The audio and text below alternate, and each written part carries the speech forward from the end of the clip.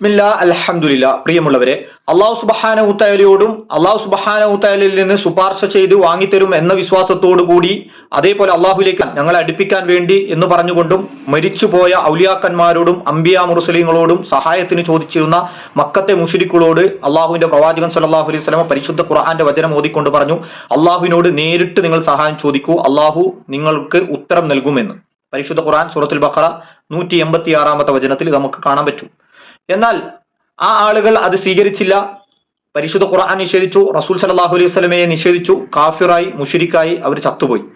എന്നാൽ സമാനമായി അള്ളാഹുവിനോട് നേരിട്ട് പ്രാർത്ഥിക്കാൻ പറഞ്ഞപ്പോൾ അതിന് പല ന്യായവാദങ്ങൾ കണ്ടെത്തിക്കൊണ്ട് മരിച്ചവരോട് പ്രാർത്ഥിക്കാൻ വേണ്ടി തെളിവ് പറയുന്ന സമസ്തയിലെ ഒരു പുരോഹിതന്റെ സംസാരം നിങ്ങളൊന്ന് കേട്ടു നോക്കുക.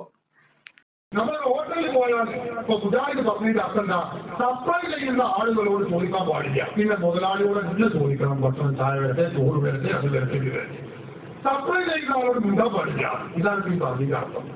നമ്മൾ പറയുമ്പോൾ അല്ല, മുതലാളിയോട് ചോദിക്കാം, സപ്ലൈ ചെയ്യുന്ന ആളോട് ചോദിക്കാം. സപ്ലൈ ചെയ്യുന്ന ആളാണ് ജില്ലാ അവരോട് ചോദിക്കാം.